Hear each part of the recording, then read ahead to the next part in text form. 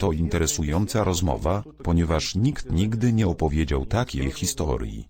Nikt nigdy nie opowiadał o dagestańskim żołnierzu, który jest oficerem kadry.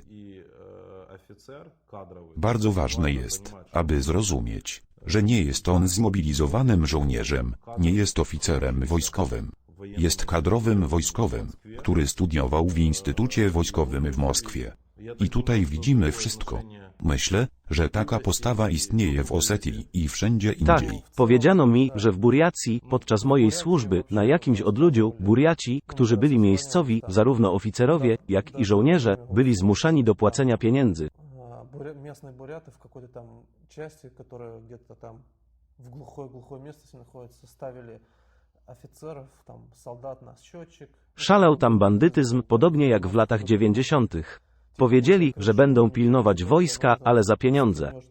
Czy zrobili to żołnierze?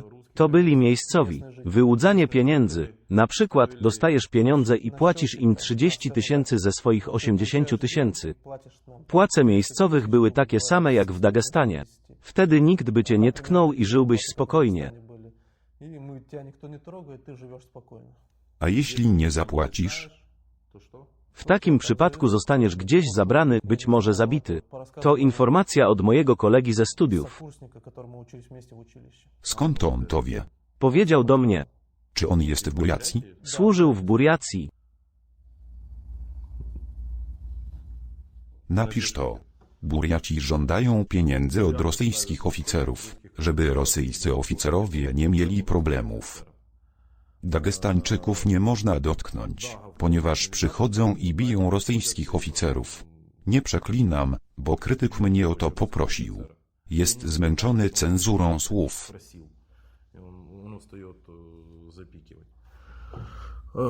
Pobili cię po tygodniu zwolnienia. Co stało się później? Napisałem kilka wyjaśnień, ale nie pamiętam dokładnie, co mówili o służbie wojskowej. Z prawnikami kontaktowałem się już po sytuacji z inspekcją.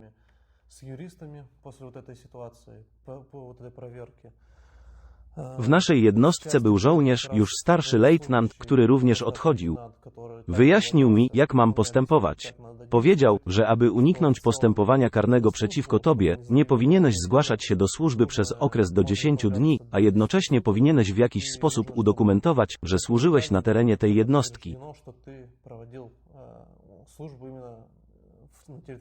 Na przykład wypełniałeś dziennik, prowadziłeś dzienne podsumowania, prowadziłeś zajęcia, wystawiałeś oceny itd. Musiałeś udokumentować, że wypełniasz swoje obowiązki służbowe.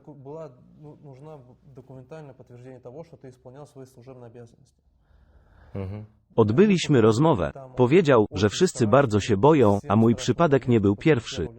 Pokazał mi film, na którym wielu młodych poruczników, inteligentnych i odważnych, zamierzało odejść.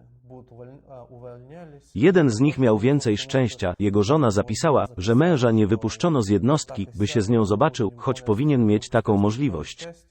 Takich przypadków było wiele, nie jestem w stanie ich wszystkich wymienić. Mogą nie przepuścić funkcjonariusza? Na rozkaz dowódcy. Jak to? Tak więc. Funkcjonariusz pracuje od 9 do 6, z wyjątkiem dyżurów. To wszystkie oficjalne informacje, a nieoficjalnie mieliśmy służbę od 6 rano, żeby czekać na dowódcę, aż przyjdzie ze spotkania. Następnie czekaliśmy do 6 do 8, potem do 9 wieczorem na inspekcję, a następnie, w najlepszym wypadku, opuszczaliśmy służbę o 11.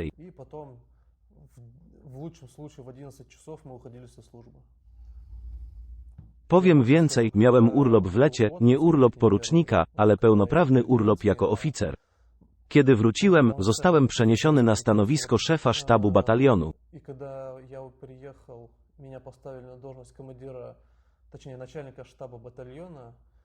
Przez pierwsze 2 tygodnie przychodziłem o 5 rano i wychodziłem o 3 lub 4.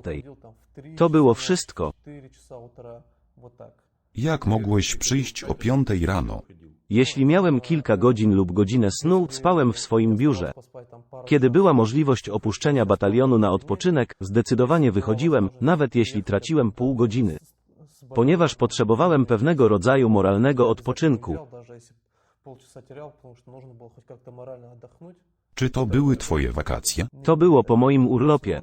Okazuje się, że im więcej służysz, tym dłuższy masz urlop. И так далее. Miałem najkrótszy urlop spośród nowo przybyłych oficerów, więc po przyjeździe zostałem przydzielony do dowództwa batalionu. Офицеров, которые только пришли, самый короткий отпуск. Поэтому меня поставили на я приехал, и меня поставили на начальника штаба батальона. Mamy to. Jak to się stało? Wszczęto przeciwko mnie sprawę karną, nie pamiętam numeru artykułu, ale napisano w nim, że uchylałem się od obowiązków służbowych, fałszując dokumenty medyczne lub w inny sposób. To właśnie z tego artykułu byłem ścigany. Вот на этой фразе на меня завели уголовное дело. Nie wiedziałem, co robić. Prawnicy mówili, że wszystko będzie dobrze, ale ja w to nie wierzyłem, więc poszedłem do prokuratury wojskowej i napisałem oświadczenie. Z punktu widzenia oficerskiej etykiety i honoru, to nie było miłe skarżyć się na kolegów oficerów, że zostało się pobitym i tak dalej. Офицерского этикета, чести, некрасиво стучать на своих, что тебя бьют и так далее. Ale w rzeczywistości to wszystko były uprzedzenia. Poszedłem do prokuratury wojskowej i napisałem wszystko tak, jak było, że zostałem pobity, a mój honor wojskowy i godność zostały poniżone, że były nadgodziny, za które nie zapłacono, że zostałem zwolniony z opóźnieniem. Nie musiałem nawet kłamać, bo wszystko, co było prawdą, po prostu powiedziałem. W tym czasie nie byłem już na służbie, chodziłem na służbę raz w tygodniu jako oficer dyżurny batalionu, skanowałem swój raport i zanosiłem go do nich. Kiedy napisałem oświadczenie, kilka razy byłem wzywany na przesłuchania. Przyniosłem wszystkie dokumenty potwierdzające, że wykonywałem swoje obowiązki co najmniej raz na 10 dni. A robiłem to raz w tygodniu. I generalnie nie było za co mnie krytykować. W końcu przyszedł do mnie dowódca batalionu, przedstawiciel prokuratury wojskowej, jakiś major, którego nazwiska nie pamiętam. Представитель от военной прокуратуры, какой-то майор, фамилию не запомню. Ой, не вспомню точнее. Zaproponowali mi zamknięcie sprawy karnej. Powiedzieli, że nic mi się nie stanie, że wycofam zeznania i wszystko będzie dobrze, nikt mnie nie tknie, a ja zrezygnuję na podstawie artykułu o niedotrzymaniu warunków umowy. И все будет хорошо, тебя никто пальцем не тронет. И ты уволишься по статье несоблюдения условий контракта. Rozumiem, że kiedy prokuratura wszczęła postępowanie w tej sprawie, prokuratorzy i wojskowi zaczęli niepokoić dowództwo jednostki. Tak, Potem przyszli dowódcy i przynieśli 10 skrzynek wódki, bo zdawali sobie sprawę, że będzie kontrola z prokuratury, a to był duży problem dla oddziału, problem dla dowódcy. Przywieźli 5 baranów, 10 skrzynek wódki i doszło do zakulisowych ustaleń.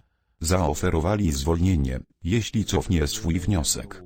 Prokuratorzy zgodzili się na 15 baranów i 30 skrzynek wódki. Oto cała historia. Szybko cię zwolnili? czekałem około 4 miesięcy na zwolnienie. Płatność. Wypłacali mi wynagrodzenie tak, jak powinni. Byli tak źli w papierkowej robocie, że nie mogli mnie od razu zwolnić. Raz mnie upomnieli i dostałem 3000 mniej, ale przez resztę czasu otrzymywałem takie kwoty, jakbym w pełni wykonywał swoją pracę.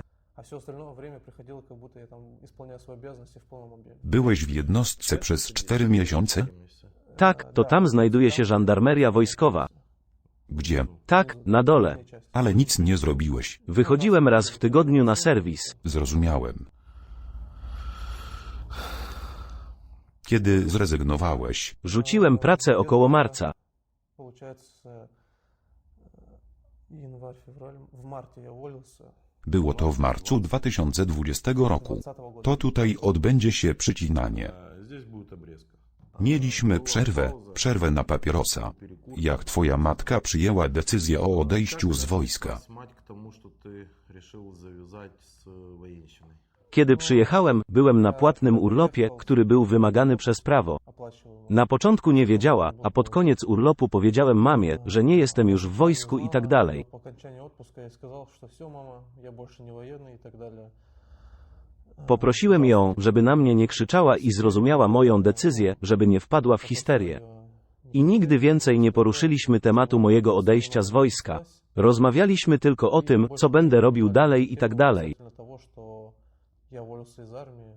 Единственное, о чем мы после моего увольнения говорили, о том, что я буду делать дальше и так далее.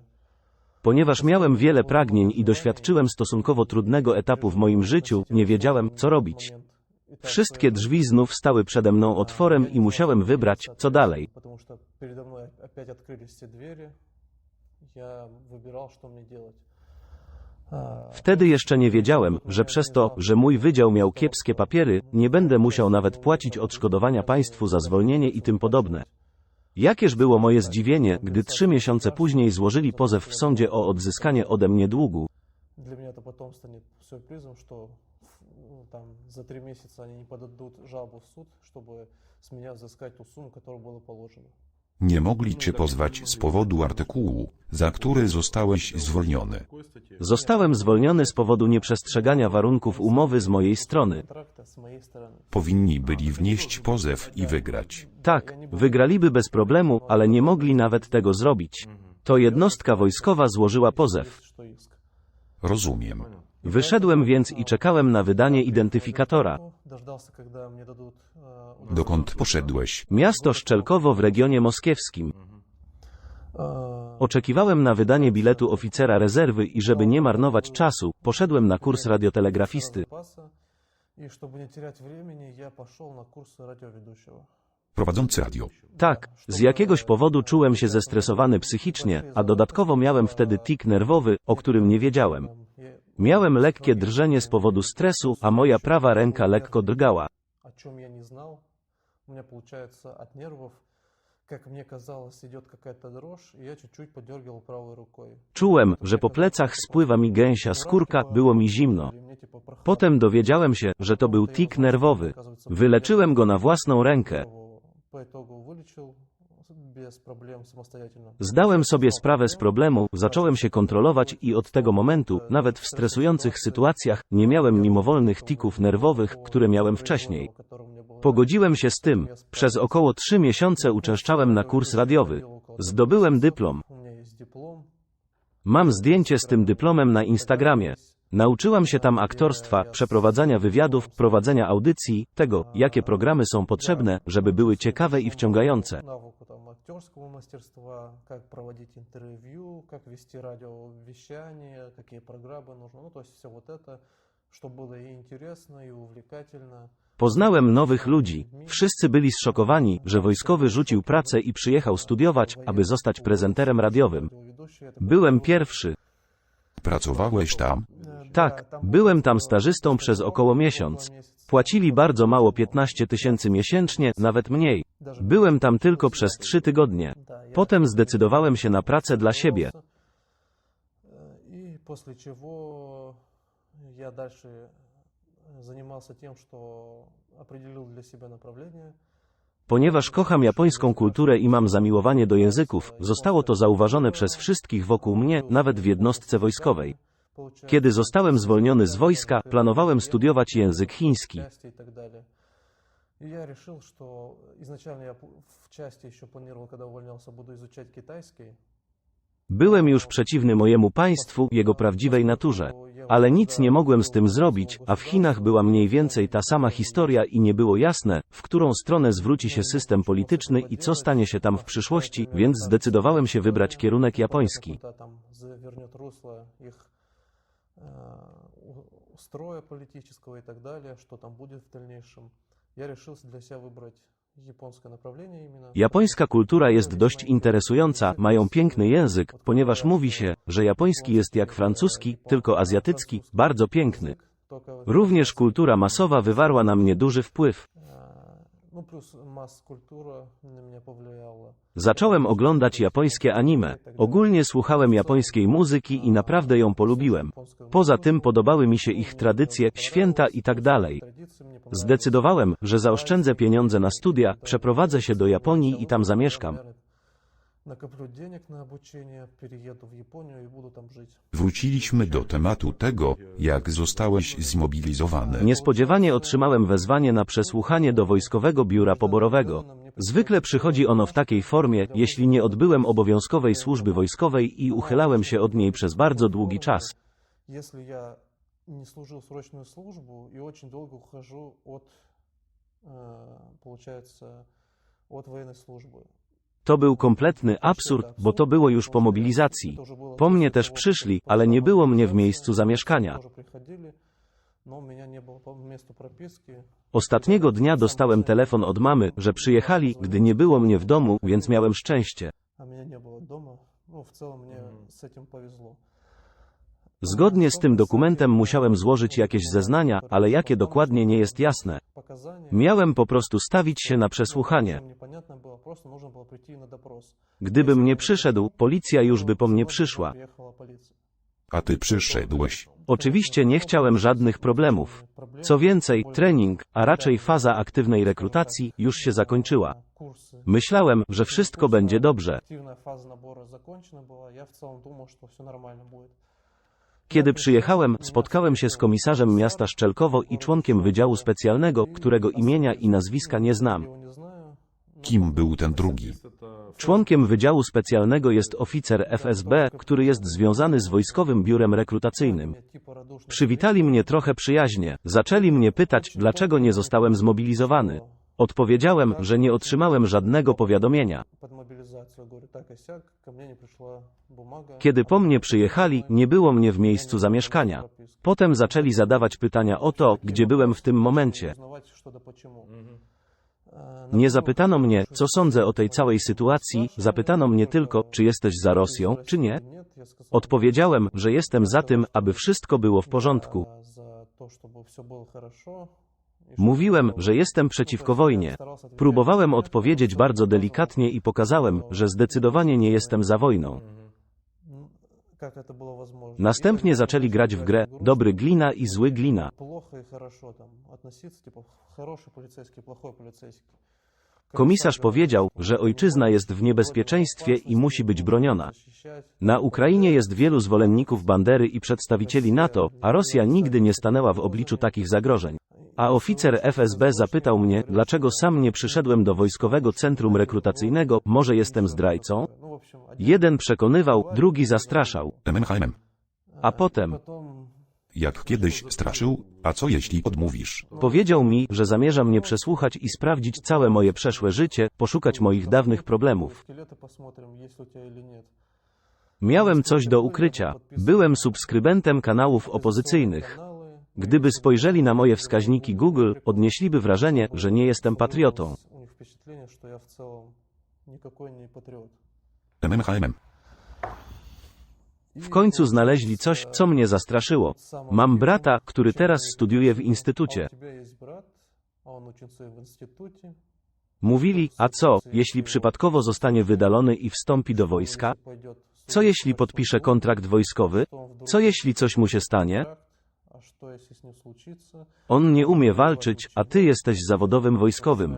Zróbmy tak, nie dotkniemy twojego brata, ale ty pójdziesz na wojnę, czyli na specjalną operację wojskową. Едешь на войну. Ну, не на войну, а на СВО. Udawałem, że to dobry interes, przeszedłem badania lekarskie i napisałem raport, że chcę podpisać kontrakt wojskowy. Написал рапорт о том, что хочу стать контрактником. Это To всё wszystko było tego samego dnia, wtedy zaczęła się dla mnie najtrudniejsza część. самое сложное. Ale dosłownie 1,5 tygodnia później ukraińskie służby bezpieczeństwa dopadły mnie. Буквально через 1,5 недели, не знаю каким образом, но на меня вышли, получается, украинские спецслужбы. Czy to było w czerwcu? To było w maju, Еще в мае месяце. Tak, w maju. tuż po moich urodzinach. To było tak, jakby celowo czekali. Даже, To było w latach да, 20. даже после 20-х чисел. Co ci powiedzieli? Kiedy się ze mną skontaktowali, na początku nie zdawałem sobie sprawy, kto to jest. Мне вышел. Мне показалось Myślałem, сначала, że что sprawdzają mnie funkcjonariusze FSB. Nie powiem ci dokładnego tekstu, ponieważ nie pamiętam go dosłownie, ale jego sedno było następujące. Skontaktował się ze mną jakiś nieznajomy i na początku zaczął mnie poznawać, a potem zaczął zdobywać moje zaufanie. Просто сначала знакомиться, а потом начал входить ко мне в доверие. Byłem po prostu ciekawy. W rzeczywistości miałem szczęście, ponieważ ostatecznie uratowało mi to życie. Zadawał ogólne pytania, czy znasz kogoś takiego? To są nasi wspólni znajomi. Na początku była to praca operacyjna. Zaufano mi, ale zdałem sobie sprawę, że coś jest nie tak. Pozostałem jednak w kontakcie, ponieważ nie powiedziałem nic szczególnego. To wszystko. Im więcej rozmawialiśmy, tym bardziej zdawałem sobie sprawę, że to nie FSB, ale ktoś inny. Nie zdawałem sobie sprawy, kto to był. Ale potem, w dniu, w którym poszedłem podpisać kontrakt wojskowy. Kontrakt podpisałem 5 czerwca. Я контракт подписал 5 июня. Wyjaśniono mi, kim są, jaki jest ich cel, jak się ze mną skontaktowali i jak to zrobili. Byłem zaskoczony, jak dobrze działały. Bo wątpię, by nasi oficerowie FSB mogli w ten sposób zwerbować kogokolwiek na terytorium Ukrainy. Uważam, że mają bardziej rozwinięte metody zastraszania lub przekupstwa niż klasowa praca operacyjna. Wyjaśniono mi, że z grubsza wiedzą, kim jestem, co robię i rozumieją moją sytuację. Byłem zaskoczony, jak profesjonalnie wszystko wyglądało. Powiedzieli mi trochę o mnie, gdzie służyłem i tak dalej. Mam na myśli moje pochodzenie w pigułce. I że zdają sobie sprawę, że jestem interesującym kandydatem do współpracy.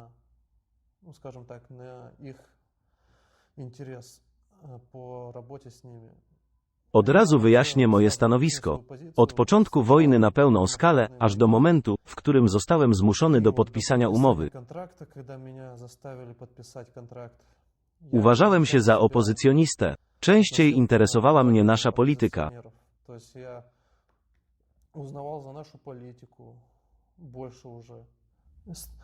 Patrzyłem na to, co działo się w Bukareszcie i tak dalej. Kłóciłem się z rodzicami, że to wojna, a nie specjalna operacja wojskowa, że się mylimy.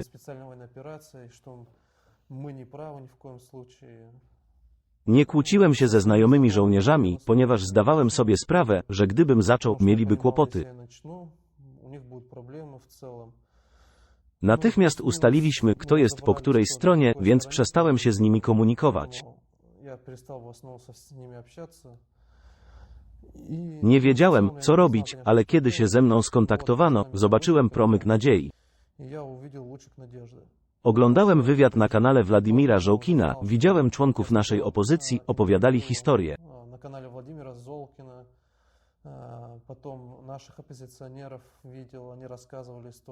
Ile filmów już obejrzałeś? Na pewno ponad 20. Oglądałem wiele wywiadów, widziałem nawet te, które nie odnosiły się do jeńców wojennych. Obejrzałem wywiady dotyczące założenia obozu jenieckiego, przestrzegania konwencji itd. Obejrzałem wiele filmów na Twoim kanale. Mieliśmy rekordzistę, który obejrzał ponad 50 filmów. Na początku było ciekawie, bo były różne historie, ale potem zaczęli wszystko kopiować. Na początku było ciekawie, bo były różne historie i opowieści, ale potem zaczęli wszystko kopiować. Właśnie obejrzałem i zdałem sobie sprawę, że historia jest mniej więcej taka sama, dodałem polubienie i zminimalizowałem wideo. Ty, jako ktoś, kto oglądał wywiad i ktoś, kto walczył, ci ludzie, którzy opowiadali, czy kłamali? Wcale nie. Niektórzy z nich mieli szczęście. Niektórzy mieli pecha, ale w rzeczywistości było tak, jak opisywali. Sytuacja wyglądała następująco, kiedy minęło już około 3 tygodni, moi ludzie z plutonu i kompanii zaczęli odmawiać.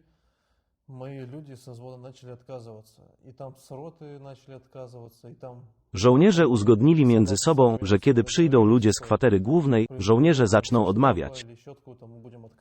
I tylko wtedy, gdy będą dobre warunki, dobra komunikacja, ewakuacja rannych i tak dalej, tylko wtedy udadzą się na te wyspy. Ponieważ przemieszczaliśmy się na wyspy jak oddziały specjalne, przez bagna i rzeki.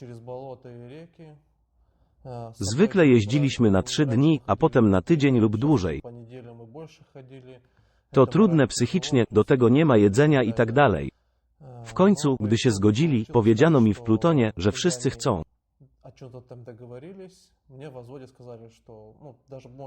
Że każdy chciał zrezygnować. Pomyślałem, że to dobry pomysł, więc też odmówiłem. и тоже отказался. И Sytuacja получается, wygląda что następująco. W nocy, około godziny 10, szef i nowy dowódca kompanii przybyli z kwatery głównej. Приезжают со штаба начальник штаба и командир роты новый. Niedawno dowódca regularnej kompanii został ranny i przewieziony do szpitala. Его увезли в госпиталь. Najpierw podeszli do mojej pozycji, ponieważ znajdowała się niedaleko strefy zrzutu. Недалеко от зоны высадки. Zapytali, czy pójdziesz na stanowiska? Odpowiedziałem, że nie pójdę. Dlaczego? Podałem im powody, które przedstawiłem wcześniej. Kazano mi wybrać albo dywizja Storms, albo na pozycji. Powiedziałem, okej, idę do Storms. Я говорю, хорошо, я иду в Шторм Z. Zapisali mnie, omówili moje pozycje. Na pierwszej pozycji wszystko było zgodnie z ustaleniami. По договоренности A na mojej drugiej pozycji jeden z żołnierzy powiedział, że podżegałem całą kompanię do oddania tych wysp. отказаться от этих островов. To tak, jakbym przyszedł i kazał im powiedzieć, nie, jakbym powiedział im dokładnie, co mają powiedzieć. I myśleli, że zdecydowałem się na sabotaż. Potem już nigdy do mnie nie wrócili, przyjechała po mnie specjalna grupa. После чего они не приходили ко мне обратно, за мной приехала группа специальная. Nazwaliśmy ją Świta Kombata, ponieważ kombat, nawet kiedy byliśmy na Krymie, powiedział, mogę polegać tylko na tych, którzy byli w więzieniu i na tych, którzy walczyli wcześniej. Сидевших и на тех, кто воевал раньше. A na Krymie wyzywająco wydał oficerom pistolety jako znak lojalności. Офицерские пистолеты в знак лояльности. Komu je dał? Szeregowcom? Tak, dla zwykłych żołnierzy. Teraz w ich wojsku dzieje się bardzo smutna historia, co z pewnością jest pocieszające dla nas wszystkich. Prigogine i jego więźniowie zamienili armię we wspólny gang. To dosłownie gang. Stracili pojęcia oficera i sierżanta, świat więzienny wymieszał się ze światem wojskowym. Więźniowie mówią nam, że wojsko przyjęło wiele zwyczajów z czarnego świata. Na dzień dzisiejszy siły zbrojne Ministerstwa Federacji Rosyjskiej to gang, w którym szefem jest Anarchia. i złodziejskie prawa. Byłem na konferencjach prasowych. Proszę, powiedz nam, kto jest członkiem świty i co mogą robić w tym czasie? Kombat wybrał swoich najlepszych ludzi, około 20 ludzi, którzy byli w więzieniu lub walczyli wcześniej. Или воевали раньше около там 20 человек. Mogli zostać powołani nie z konkretnej jednostki, ale z zupełnie innych. Со взвода могли забрать с различных подразделений. Zostali przeszkoleni do przeprowadzania operacji karnych i zaprowadzania porządku za pomocą bardzo brutalnych środków, tortur, zastraszania i tym podobne. Это пытки, мучения и так далее. Na przykład opowiem Ci, co mnie tam czekało i przez co musiałem przejść. По итогу прошел. Najpierw kłamali, że walczą na kierunku zaporowskim i zabijają Ukraińców, których już tam prawie nie ma. В мясорубку пускаем хохлов, ну это вот их слова я имею в виду, что они там вообще уже от них ничего не осталось. Że za Ukraińców walczą polscy najemnicy, a także żołnierze z innych krajów. Że wkrótce zabraknie im armii, całe młode pokolenie zostało już zabite, a my zniszczymy ich wszystkich bardzo łatwo. Полегло, еще чуть-чуть, и мы просто их уже опять там сметем. Żadnych trudności. Nasza strona ma przejściowe trudności, ale wy się trzymajcie, tak mówili, gdy przybyli po raz pierwszy. Później potajemnie eliminowali tych, którzy zrobili coś złego. Wrzucali ludzi do dołów i tak dalej. Ogólnie rzecz biorąc, byli zaangażowani w operacje karne, o których dowiedziałem się później z pierwszej ręki. Opowiedzieli mi, co robili z tymi żołnierzami. Jeśli chodzi o mnie, to przyszli po mnie. Znali te informacje o mnie, wiedzieli, że jestem oficerem zawodowym i potrafię strzelać, i tak dalej.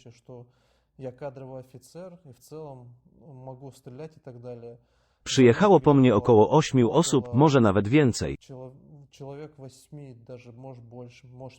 Byli to ludzie prowadzeni przez oficera ze świty, którzy przyszli zabrać mnie na przesłuchanie przez dowódcę. Ale zdawałem sobie sprawę z niebezpieczeństwa. Nie mogłem biec, bo przed nami było bagno. Zostawiłem całą broń na miejscu, później wziąłem 2 tabletki przeciwbólowe i ibuprofen. Wiedziałem, że prawdopodobnie zostanę pokonany, ale do końca nie zdawałem sobie sprawy z tego, co mnie czeka. Pytali o mój stopień, w jakiej kompanii służyłem, jak się nazywała. Nie chcę już pamiętać tych chwil. Upokorzyli mój honor i godność.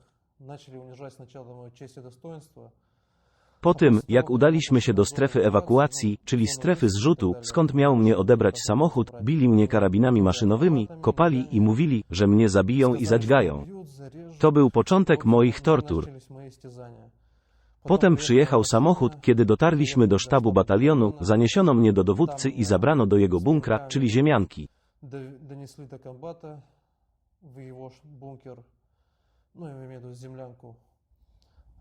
Tam zostałem zniszczony moralnie przez dowódcę, powiedział, że nie jestem oficerem, ale sabotażystą i zagroził, że napisze wszystkim, jakim jestem zdrajcą i nędznikiem. Sedno tego, co powiedział, było takie, że podniosłem sabotaż, byłem zdrajcą ojczyzny, zabiją mnie, albo jeszcze lepiej, zgwałcą. Obiecali mi również następujące wydarzenie, najpierw nakarmią mnie morfiną i zdyskredytują, powiedzą, że jestem narkomanem i zabiorą mnie do żandarmerii wojskowej. Tam miałem zostać zhańbiony jakimś nieznanym przedmiotem. Domyśliłem się, że mogliby to zrobić gumową pałką, po czym paradowaliby ze mną wokół stanowisk, aby oficerowie i dowódcy batalionów lub kompanii zrobili mi to samo. Potem powiedzieli, że wrzucą mnie do dołu na 5 dni, po czym obiecali, że jako żołnierz Sztormus pójdę szturmować most Antonowa. I tam zginiesz.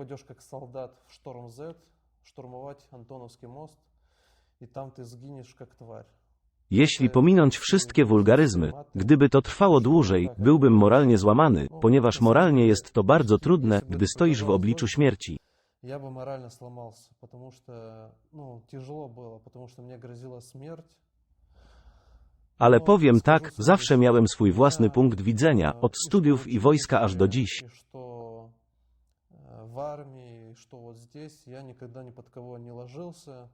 Zawsze broniłem tego, co słuszne, przez co miałem wiele kłopotów. Wśród wojskowych, a nawet wśród tej świty zawsze byłem honorowany i szanowany. Ostatecznie zastąpił mnie jeden z jego zastępców, ponieważ pomagałem szkolić żołnierzy. Kiedy odbywały się zajęcia przygotowawcze, szkoliłem żołnierzy i tłumaczyłem im, jak przebiega ogólna walka, z czym mają do czynienia i jak mogą się ukryć przed moździerzami i dronami. Wyjaśniłem im, jak się zachowywać, nauczyłem ich też, jak dowodzić bez słów, a ogólnie jest to bardzo trudna praca.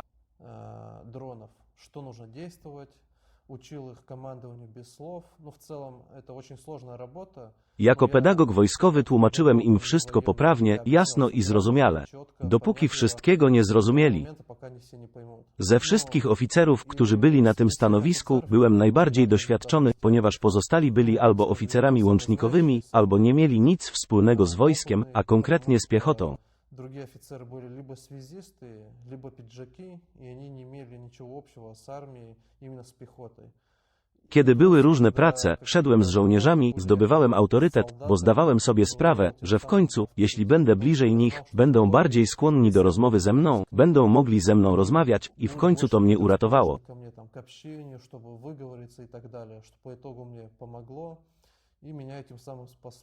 Zdali sobie sprawę, że nie brałem udziału w zamieszkach i myśleli, że to ktoś inny. Wybaczono mi. Kazano mi udać się na wyspy i poprowadzić grupę, zbierając ochotników.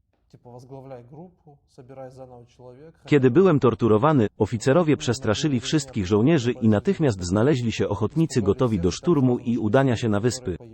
Zdawali sobie sprawę, że jeśli oficer zostanie zabrany, oni na pewno zostaną zabrani. Nikt nie znał oficera, który był torturowany przez 4 dni, spotkałem go na wyspach ostatnim razem, gdy tam byłem. Powiedział mi, co naprawdę mu się przydarzyło. Nie chciał opuszczać tych wysp.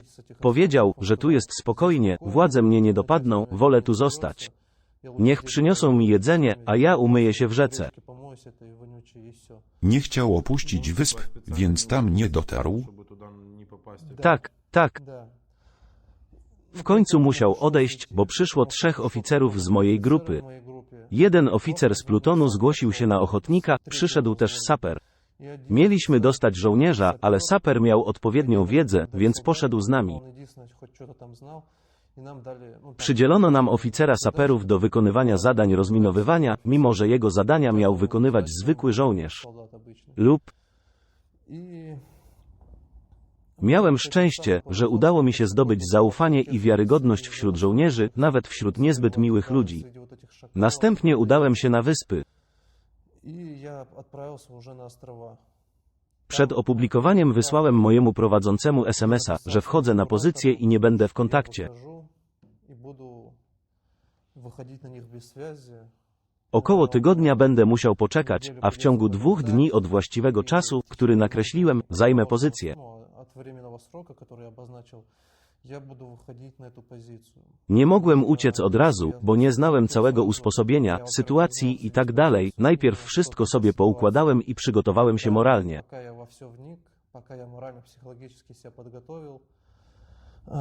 Minęło 6 dni, odkąd dotarłem do ostatniego posterunku na wyspach. Następnie bez eskorty udałem się bezpośrednio do wskazanej lokalizacji, gdzie w końcu spotkał mnie oddział SWAT. Przez 2 dni chodziłem do punktu spotkania, unikając nękania ze strony ludzi, z którymi byłem. Sytuacja wyglądała następująco. Po skontaktowaniu się ze mną służby specjalne z Ukrainy poinformowały mnie, że mogę poddać się programowi „Chcę żyć”. Сначала мы разговаривали конкретно за меня, и что я смогу сдаться в плен, и так далее. Po programie „Хочу żyć” i... Okazało się, że to była zupełnie inna operacja specjalna, to było prawdziwe piekło. A dokładniej maszynka do mięsa.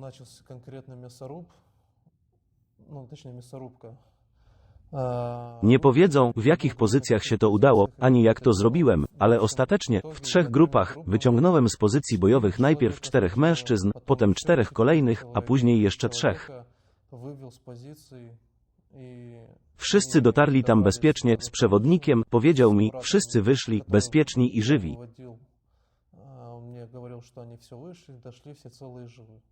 Nie potrafię powiedzieć, która to była trasa, bo to nie był tylko obszar odpowiedzialności mojej kompanii. Czasami jeździliśmy do Kachówki kupić jedzenie, zjeść, zapalić i tak dalej.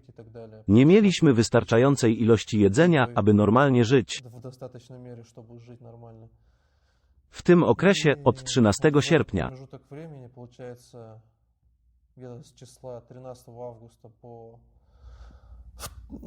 do 24 sierpnia zabrałem z pozycji bojowych 11 ludzi dzięki programowi „Chcę żyć”.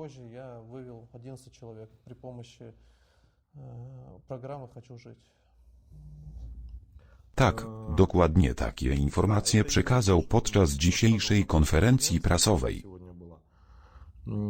Skontaktowano się z nim, gdy przebywał w regionie moskiewskim i podpisał kontrakt w wojskowym biurze rekrutacyjnym.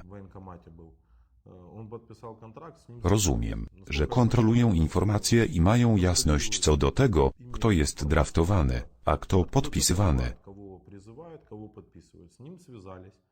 Dostarczał jakichś informacji, nie ma znaczenia jakiego rodzaju, ponieważ kiedy zajął pozycję na wyspach, zapanował totalny chaos.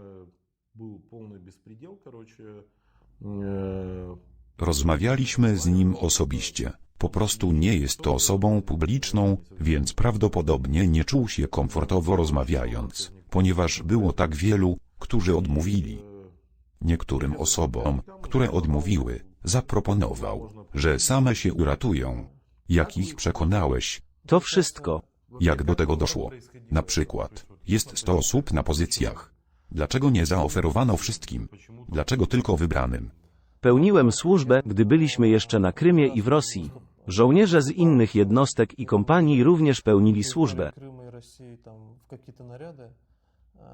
И в наряды были не только с моего взвода, но там с других подразделений, я имею в виду с других рот. Kiedy rozmawiałem z ludźmi, oceniałem, kim są, kto poszedł z powodu pieniędzy, kto poszedł z powodu postępowania karnego, kto był byłym skazańcem. Kto jest po prostu głupcem, a kto poszedł z innych powodów, bo na pierwszy rzut oka mądry człowiek, który popełnił jakiś błąd. Dzięki propagandzie uwierzył naszemu państwu i poszedł na wojnę. Dla mnie głównym czynnikiem selekcji było to, że dana osoba przeszła jakieś tortury. Главным фактором отбора было, это если человек прошел какую-то вот пытку. Kiedy rozmawialiśmy z ludźmi, byli tacy, którzy mówili, właśnie przyszedłem z dołu, przywieziono mnie ze sztormu ze szpitala, byłem ranny, wybaczono mi i wysłano mnie do waszej jednostki, do sąsiedniej jednostki. To byli ludzie, którzy przeszli przez jakąś trudną sytuację, albo ci, którzy moim zdaniem byli inteligentni i zaczynali kwestionować to, co się dzieje. Że to nie była wojna wyzwoleńcza, że ludzie zasadniczo tu cierpieli. Wiele osób doznało objawienia właśnie na swoich stanowiskach, zdali sobie sprawę, że wszystko było kłamstwem, że armia nie była już armią, ale jakąś formacją, która była kontrolowana przez zastraszanie i niszczenie. Просто формирование непонятное, которое управляется методом запугивания и уничтожения. I tak dalej. Oznacza to, że wszystko, co wybrali i zrobili, było bez znaczenia. Najtrudniej było mi przekonać pierwszą grupę, ponieważ uważali mnie za jakiegoś zdrajcę lub coś gorszego. Потому что они думали, что я вообще какой-то просто предатель или еще что-то такое. Ale ogólnie udało mi się znaleźć słowa, które ich przekonały. Pokazałem im filmy, na których nasi żołnierze są torturowani. I pokazałem im kanał. Jak pytają naszych, i вот показывал kanał. Torturowany? Tak. Kto ich torturował? Głównie żandarmeria wojskowa. Było wśród nich wielu Dagestańczyków. Żandarmeria wojskowa Sił Zbrojnych Federacji Rosyjskiej to osobna historia. Niedawno ukazał się wywiad z mężczyzną, który stał na blokadzie drogowej i został wcielony do żandarmerii wojskowej. Cała czwórka wraz z innymi żołnierzami spędziła 10 dni w karcerze bez jedzenia i wody. Ludzie przychodzili i bili ich pałkami, kijami i paralizatorami od rana do wieczora. Żądali od nich podpisania dokumentów. Mieli szczęście, bo akurat przechodził znajomy pułkownik, który znał tych żołnierzy. Krzyczeli: jesteśmy tutaj. Pułkownik ich zabrał. Chociaż żołnierze byli ukryci. Żandarmeria wojskowa jest więc organem karnym. To już oficjalne. Oficjalny organ tortur. Dla nich dostanie się do prokuratury lub FSB jest błogosławieństwem. Bo jeśli trafisz do żandarmerii wojskowej, w najlepszym wypadku możesz skończyć z kalectwem. Tak, kiedy byli w Chersoniu i opuszczali punkty kontrolne, przebierali się w normalne ubrania, aby nie zostać zauważonymi. Tak, mężczyzna z wywiadu miał złamaną rękę. Mówi, że cała żandarmeria wojskowa ukrywa się przed wojskiem, ponieważ wojsko jest gotowe ich zastrzelić. Boją się, zbierają się w grupy, chodzą w tłumie lub jeżdżą takimi samochodami, aby nie wykryto, że są z żandarmerii wojskowej, bo jeśli zwykły wojskowy spotka się gdzieś na polu z oficerem żandarmerii wojskowej, ten drugi zostanie zabity. Absolutnie wszyscy ich nienawidzą, ponieważ przypomina Ludowy Komisariat Spraw Wewnętrznych w bardzo surowy sposób. Ale to bardzo dobrze.